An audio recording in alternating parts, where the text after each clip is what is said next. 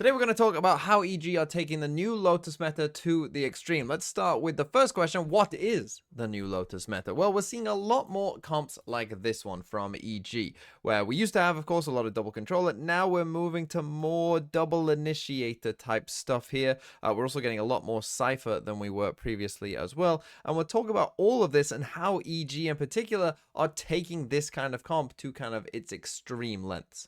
First of all, let's talk about what the old meta was and why that became the meta on Lotus. Because here's the thing, the old meta comp, Crew were playing it yesterday as well against Sentinels. It's still a comp that some teams play. Fnatic still play an EMEA, for instance, the team that kind of invented the comp. And the key point of this comp and what this comp allows you to do is that obviously as the defenders on Lotus, you want to be able to, contest A and take early A control over here.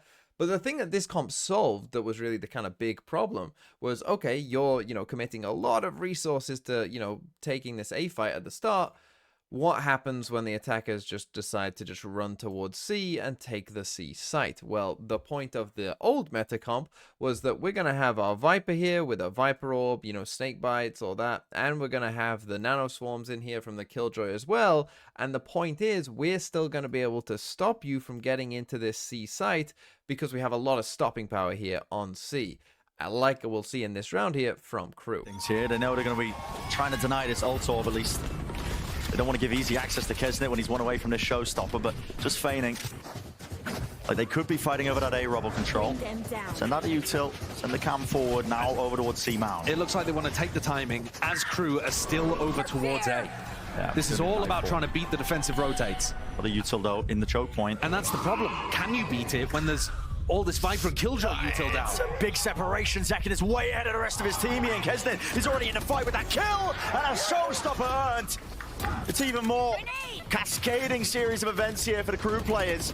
Right on top of the ball. Right here, we get a fabulous example of that kind of round. And this is when Lotus first came out. This was like all that was happening, right? You would get the defenders kind of pushing out early here towards A, but because the comps that a lot of teams were playing weren't very good, the attackers would just go C, and the defenders had basically no answer to that, right? But you see it right here. We've got Crew, they're contesting, they send a lot of util out here early on out towards A, the Omen Flash, the Boombot, Nade, all that stuff, Fade Horn. We even have our Killjoy kind of briefly come over as well, right? Our Killjoy is even leaning towards A as well, but Sentinels decide to speed up and come for this fast C hit, right? And they're even going to send in a Fade ult, right? So this is the theory behind this comp, that even with, a Fade ult coming in, our Viper getting hit by it, and these guys are as quick as they can possibly be, really, Sentinels getting across its C, we're still going to have enough delay here, with the Nano Swarms so we got the Viper Snake right here, we got the Viper Orb, you're going to pop both Nano Swarms in here. This is enough delay overall to where, by the time that Sentinels actually come in onto the site, you're going to see if I just show you the map, by the time that Zekin actually,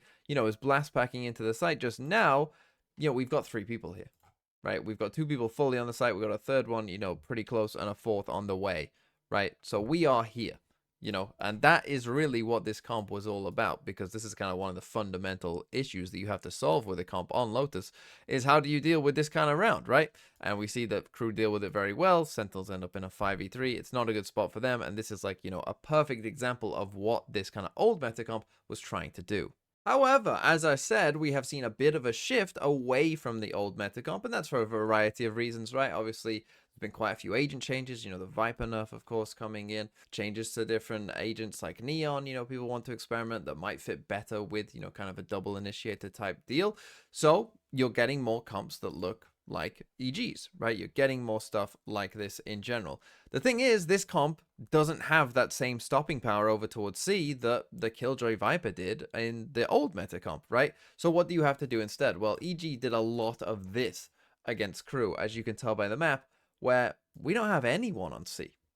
We're playing full retake C, right? We're still doing this A aggression, yeah, we have slightly different agents here with the Neon and whatever, but, we're still doing this A aggression, but we are just playing full retake C with the double initiator and basically saying we can go with that and make it work.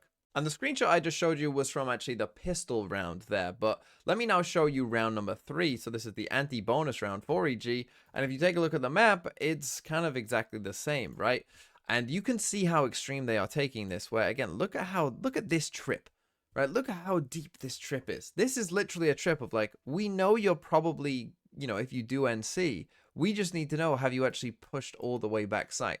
That's how committed we are definitely playing C retake in this round, right? And that's, of course, allowing us to be very aggressive towards A and making sure we can win this fight because we feel confident in our C retake, which, as EG will show, they had every right to feel confident about. It's just such a delicate dance, and they do it so well. And look at this from the side of Furia, since they don't really have any key information characters like a Fade, Gecko, or a Sova. They have to use 2 flashes to take that C control.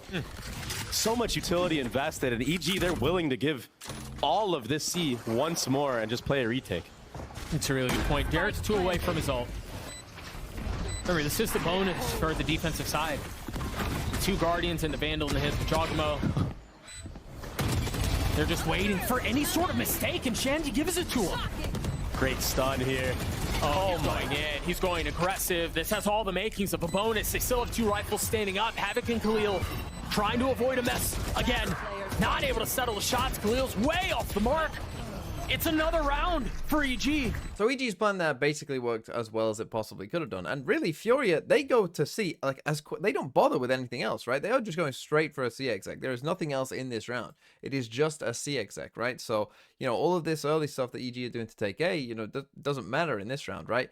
But the thing is, and we're going to see this, you know, throughout, basically, this is kind of where we are going, you know, on this map with these kind of comps, where if you are playing this kind of comp, I think you have to be able to retake C, right? And EG, as I said, are leaning into this hard, right? They are leaning into, like, this is how we are playing C. You know, we are playing for this full retake C, and we have a good idea, you know, where, you know, Crew, they try and get aggressive here towards Waterfall, and Derek knows he just has to drop back. You know, Jogamo gets in a good position to punish them now as they're coming back towards the site, right? Like, it's good by EG, and their protocols were really on this game. They managed to find the first kill there, and then this is going to be absolutely crazy because we're chasing here, you know, with a Prowler out here. We're going to get the wall up. Jogamo's going to come down. We're going to get the Omen Flash coming in as well here on MW. You know, he just has no chance, really. The stun comes in as well. You know, the aftershock, I mean, he's just got absolute pure Valoranted there. And sure, Jogamo does die, but then, you know, I mean, it's just really good then enveloping the whole site, right? Our Cypher in a good position to come here. You know, then we're coming down everywhere else, basically. Just a really, really nice round in general from EG. And again, they are fully committed to this all the way, right? And it's a really nice retake from EG. And as I said, you have to be able to do this with these kind of comps, and EG really looked like the masters of it yesterday.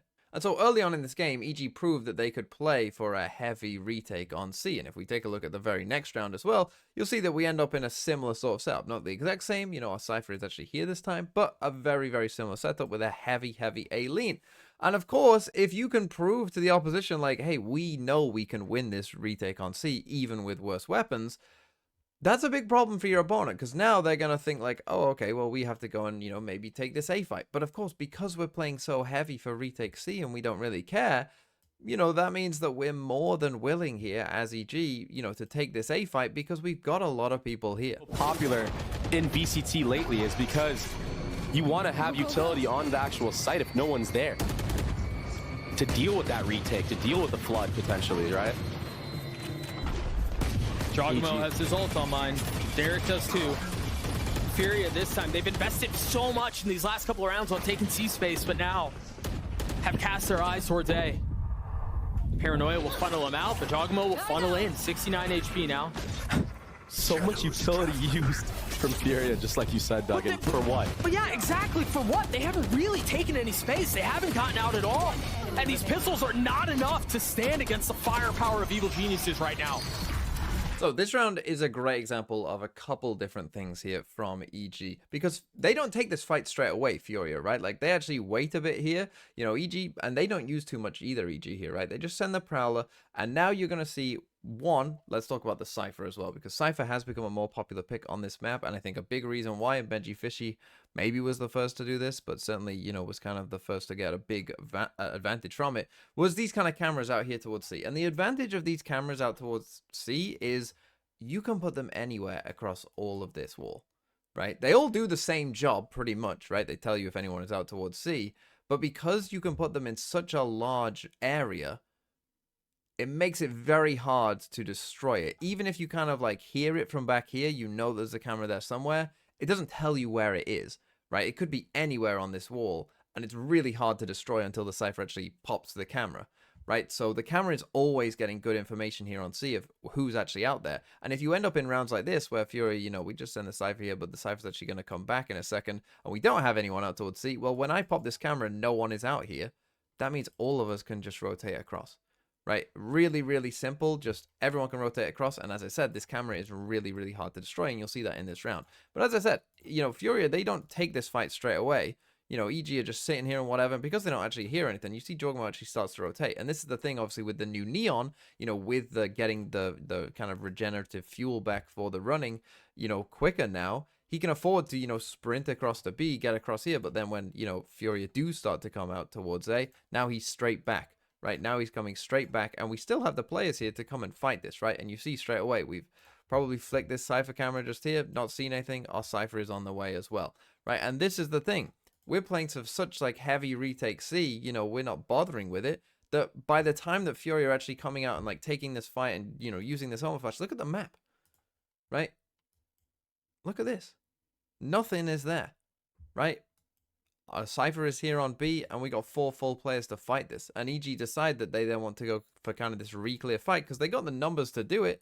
And, you know, they are against worse guns in this round as well. So they go for a really nice kind of, you know, flood back in essentially on this fight, and as we see, it works really well for them. And this is the obvious problem, right? If you can retake C and you show your opponents that like, hey, anytime you go C, we're gonna win that retake because we're really good at it, well, then it becomes a problem, because that means that, you know, anytime you come for this A fight, like here with Furia, well, now you're just running into a stacked A fight.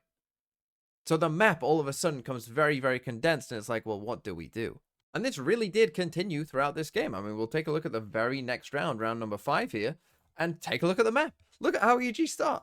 4 players stacked on A. Our Cypher is on B. Again, we're going for this really deep trip here on C, just checking if they've actually pushed all the way back site. We know that we're playing for this full retake. We do have some ults to help us in this one. You know, we've got the Fade ult, and we're 1 off a breach ult here. But hey, because we're 4 stacking on A, we know we are probably going to be able to get this breach ult orb, right? Because we got so many players here. So, like, it all works in combination together. And we're going to see another C retake here from EG that is just really, really hard to beat. The ultimates right now for EG. They're gonna grab this Fade ultimate, or this Breach ultimate here, and they're willing to give C once more, because you got Breach ult, Fade ult. Jogamo just killed Furia's lurk. Yeah, and Havoc, he was trying to play it decently safe, and he was just trying to cage up and get away. No, this confidence from EG is just too much right now for Furia to handle. They need Khalil to step up huge and sit some of these players down from EG, because if not, it's going to be so hard to play against. Problem is, that's a big ass. Jogamo has triggered his ult. They've got the Rolling Thunder to push them back for a little bit more. But the counter Rolling Thunder right here, it's going to connect on every single member. And that should let Jogamo go forward. With fingers out, the root and toot and finger shooting will connect. He gets 2, he gets 4. Unbelievable. Just melts them. And the counter Rolling Thunder. It's just oppressive, isn't it? It's just, it's so oppressive, and they make it look so easy. It's not easy, but they make it look so easy, right? And again, I mean, you just take a look at how this round plays out. Again, Fury, they basically just say, okay, well, you know, we can't probably win this A fight because look at what they're doing, right? So we have to come out and take C early on. But again, EG, they don't care, right? Like, I'm sure probably here that Apoth maybe hears, you know, some running around here towards C. He doesn't care, though. Right? Like, he really just doesn't care. And in fact, you know, we see them that even though maybe Apoth is telling him, like, hey, it sounds like someone's out towards C, well, we don't care about that. We're going to slide into you. Jogmo's going to get that kill. And in we go. And okay, Furia do what the normal response is, right? The normal response in almost, you know, any game is, hey, they've pushed heavy here. We're just going to go here, get the spike down and play from there. Now, maybe you could argue that Furia's mistake here is that they don't push, you know, kind of aggressively, you know, deep, and they play it pretty safe. There is reasons for that, though, right? There is reasons for that, because they don't want to get hit by a Fatal and a Breach ult if they are pushing deep, because then you're pretty much screwed anyway, right? They have a Breach ult of their own, so I'm sure that here that Furia are thinking like, okay, well, you know, we can, you know, plan the spike for Mound, we can come out to Mound, we can ult them all, you know, and we'll win from that. Right, but EG play this very, very well, because here's the thing. They have a Fade ult and a Breach ult, right? So how do you use a Fade ult and a Breach ult in a retake? Well, you know, the spike's gone down here. You know that they have a breach ult as well. You know, we're just playing it safe. Obviously, we got this trip. We know they haven't pushed back sight. We see a fade haunt come in here. They make sure they haven't pushed waterfall. We see the fade ult come out. It only catches the one. It just catches the tail of this omen here, but obviously you can kind of tell after a while that, you know, this is coming this way, because obviously you get the little trail of where they've gone and whatnot. So in come EG now, right? So you know that there isn't many people on the site. So this is really good now from Nature that they kind of realize, like, oh yeah, we shouldn't use that. They're still looking for that omen, right? They don't fully know, I think, at this point where that omen is. They get breach ulted themselves, you know, that obviously slows them down. But then when they see that omen flash come from back here, right? So they just saw an omen flash come out from here.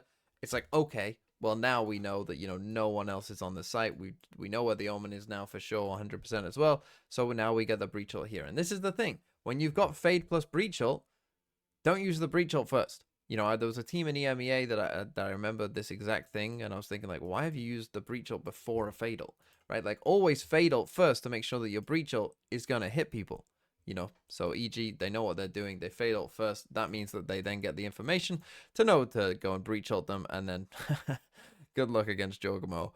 Good luck against Jorgamo on Neon in general, right? Just full stop.